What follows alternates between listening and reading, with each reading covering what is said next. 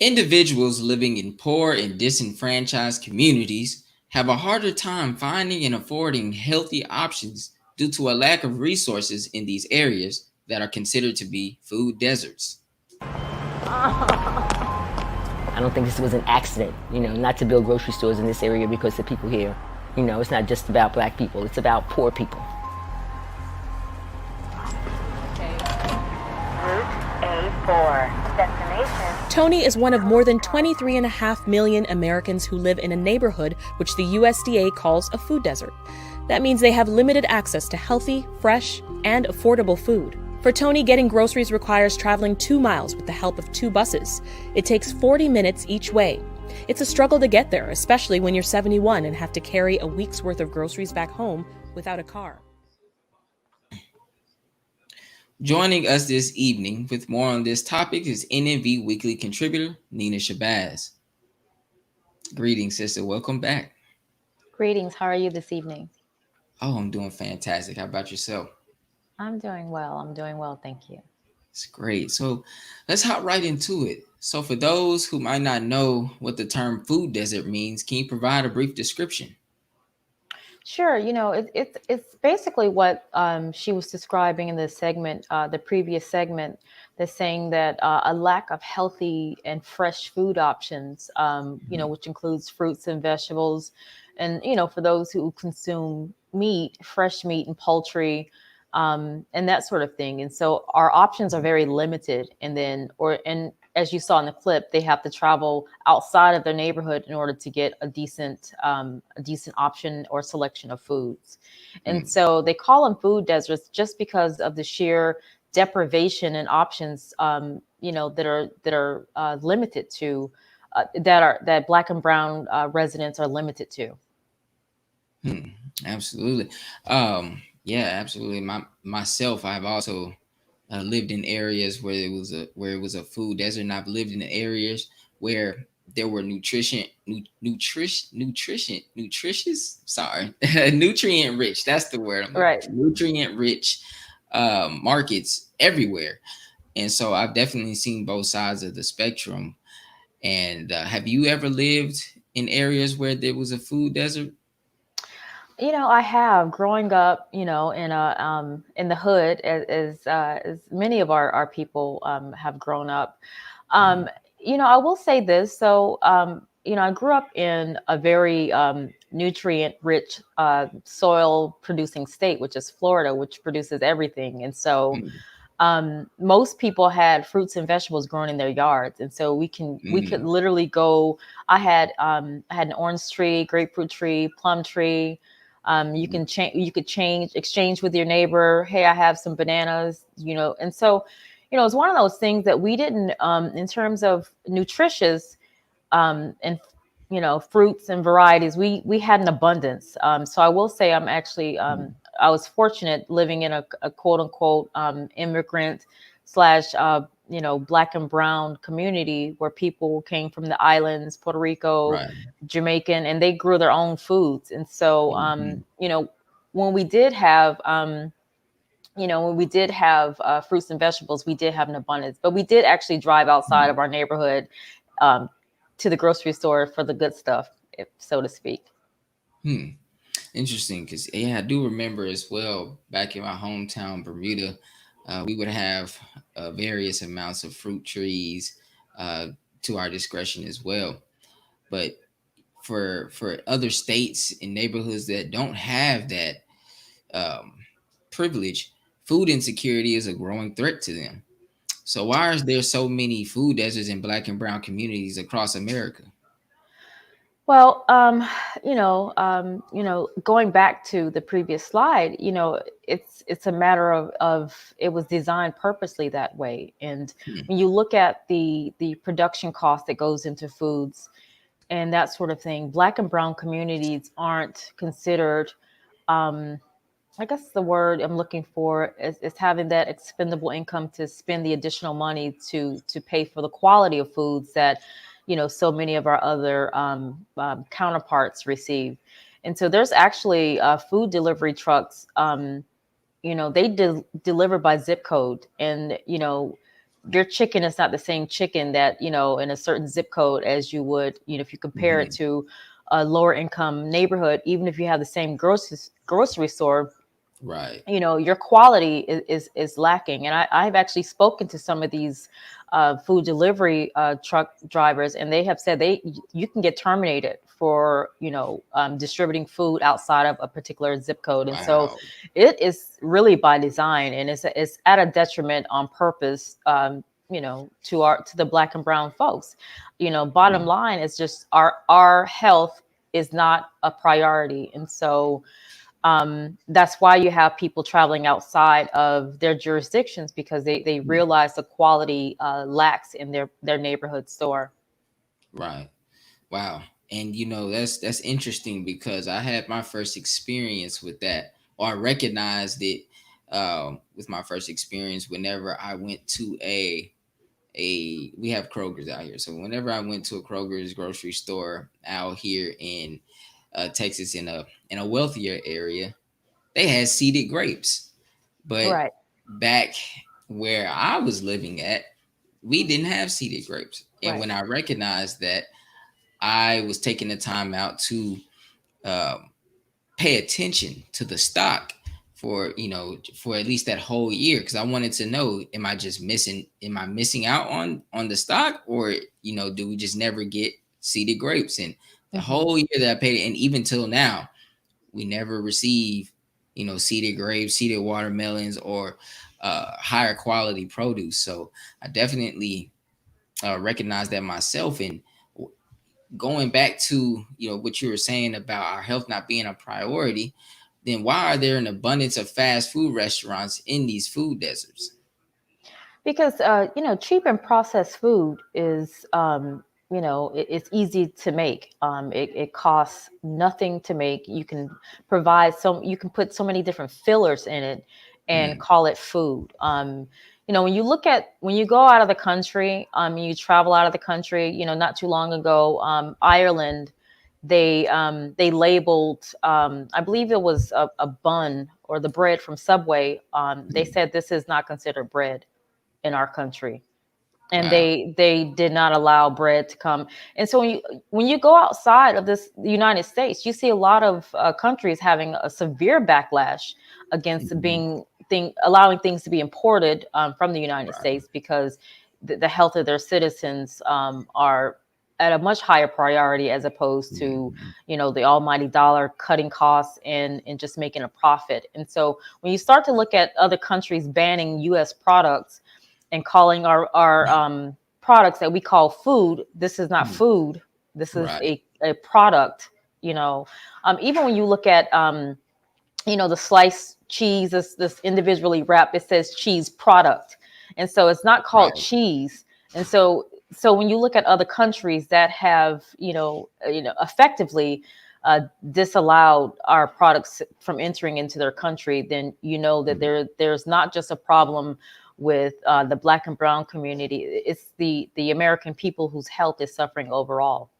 Right. It's true. Even with the juice, when you look at the package, it will say 10% made with 10% juice, or 5% and 90% sugar, and then be 90% sugar and water, and that's about it. And with these cutting of the costs and producing all of this highly processed foods and serving it to the people, what are some of the health consequences of living in a food desert?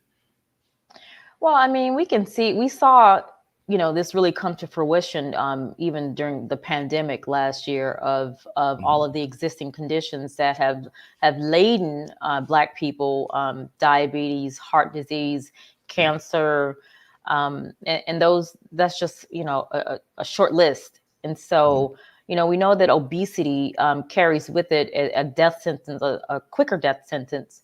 And so when you look at an impoverished community, you look at the poor food choices that are available, you look at quick conveniences, you look at things that we do to pacify some of the things that we suffer through: alcohol, extra sugar consumption. Sugar is a drug. It's highly addictive. Absolutely. And so when you look at those things, and they just kind of compound and kind of create a layer cake of health problems. And Hmm. so those are the consequences of having a food desert. You don't have quality of life or health. Right. We've identified these problems and we've spoken about the consequences to these problems. So, what is the response to tackling this huge problem? What can we do about it?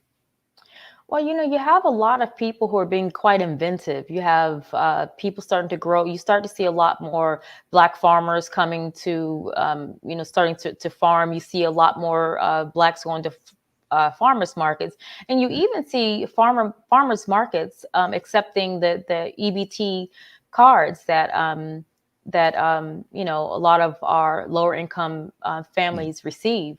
And so I think that all around, you see people making healthier choices.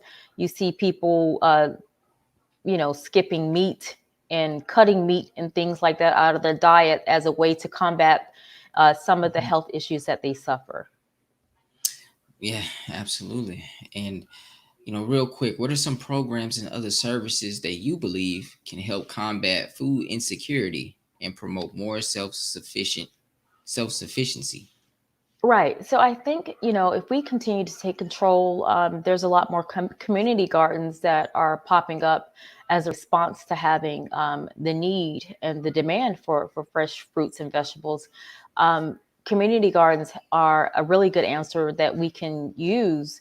Even if we live in an apartment, if you have a balcony, you can always just get a few pots and start growing your own food. So you can have, fresh fruits, herbs, and those sorts of things, literally right at your fingertip. And so you'll see the true farm to table, really come into fruition. Well, that's beautiful. That's beautiful.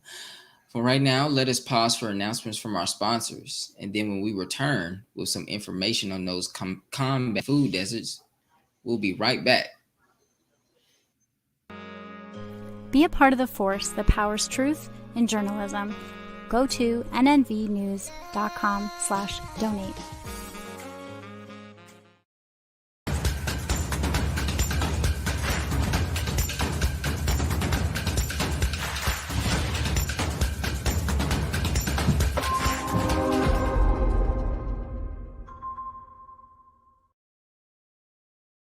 Worldwide, 24 hours a day, 7 days a week. Download the Final Call Radio app and take us everywhere. On your phone, on your computer, on your tablet, on Instagram, Facebook, and Twitter. You can also log on to finalcall.com and click the Listen Live button or finalcallradio.com. Final Call Radio, the official voice of the Honorable Minister Louis Farrakhan and the Nation of Islam. Please share your thoughts with us in the comment section below. Follow us on social media at NNV News, and please subscribe to our YouTube channel at National Network View. I am Nina Shabazz Muhammad with nnvnews.com.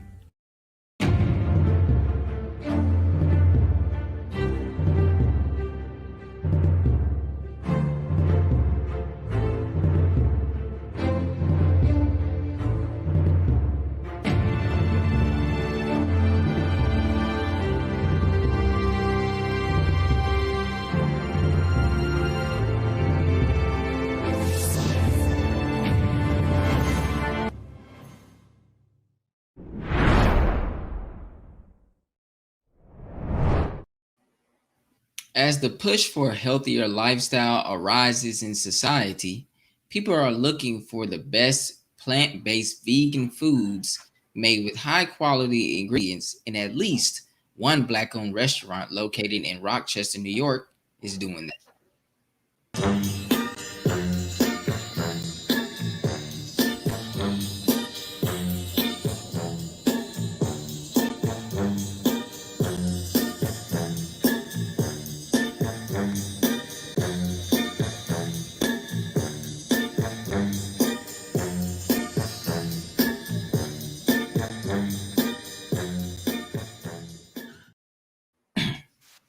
Back with us is Nina Shabazz. Welcome back.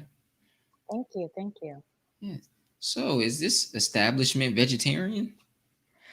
It's not vegetarian. It's completely vegan, which means it's completely plant-based. Wow. Fruits, vegetables, hand cut potatoes, actual potatoes being peeled, sliced, Hmm. cut, seasoned, and prepared right there in the store. And so they have the highest quality of fruits, not fruits, but vegetables going into their dishes, and each dish is seasoned and made with love. So, Wow. yeah, it's plant based, it's vegan. So there's no dairy from any animals or anything like that. There is everything that they make, including the cheese that's on the hamburgers, is plant based. Wow. So no milk, no animal byproducts whatsoever. Whatsoever. Wow. And what's the name of this establishment?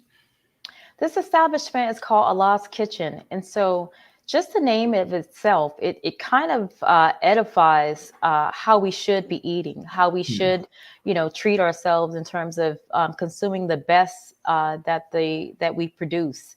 We Hmm. know that the meat is not a healthy option for us. Even in our books that we have, How to Eat to Live, it tells us that fruits and vegetables are best. That's right. It's absolutely right. And how long has this restaurant been in operation? And how long? How did it all get started? It's been in operation since 2019, so about 2.5 years, 3.5 years at this point, I believe. And so Hmm. it's been thriving, and I think it was a well needed answer to the prayers of a lot of the people in Rochester, and it is Sure. the only Black owned vegan restaurant in the city of Rochester.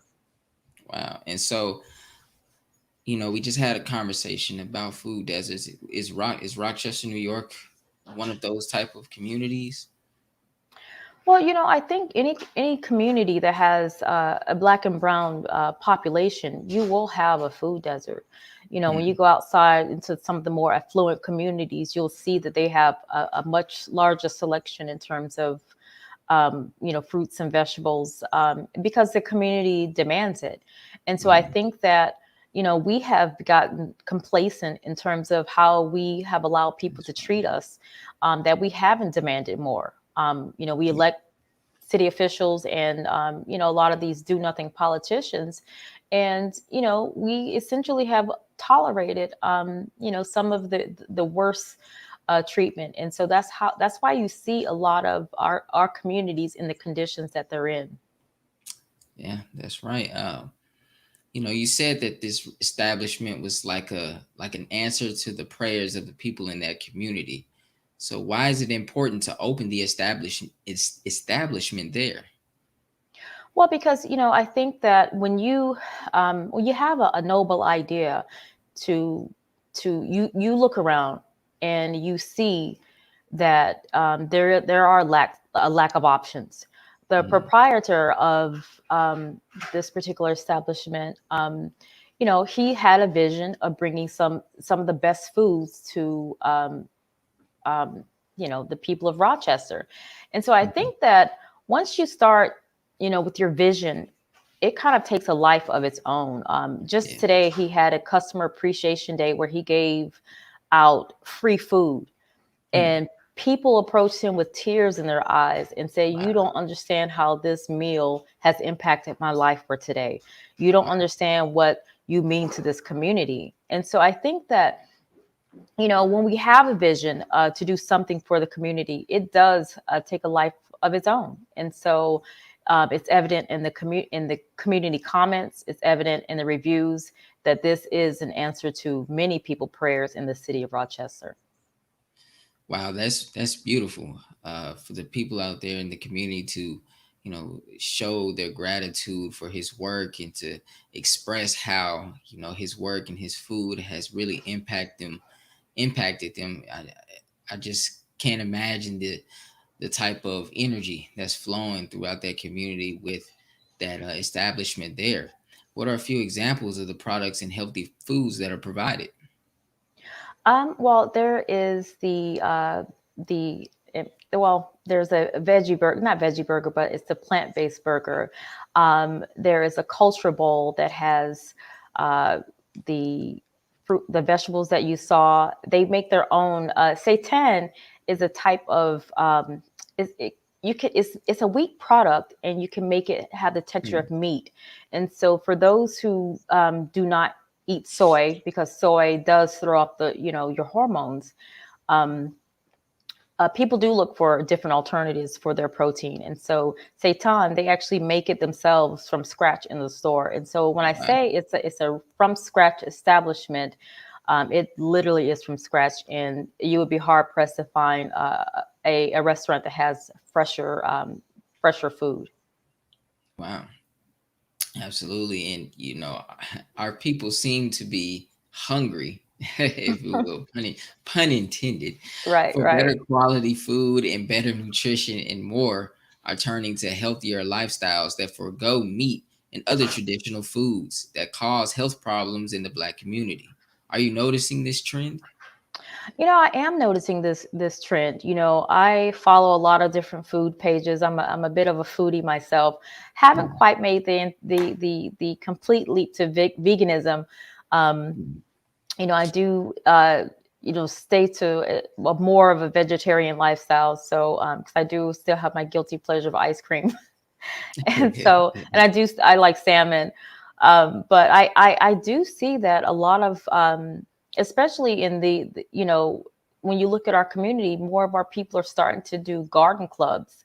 And so I think that, when you look at the success of an Allah's Kitchen, when you look at the success of, there's an establishment in Atlanta, I don't want to use the name, but it's called Slutty Vegan. Oh, yes, yeah. Sorry, it's a little harsh on the on our listeners, but she has lines that are wrapped around the building. And so I think that what we're seeing is that this is not just a fad. I think a lot of our people are really starting to take their health a lot more seriously.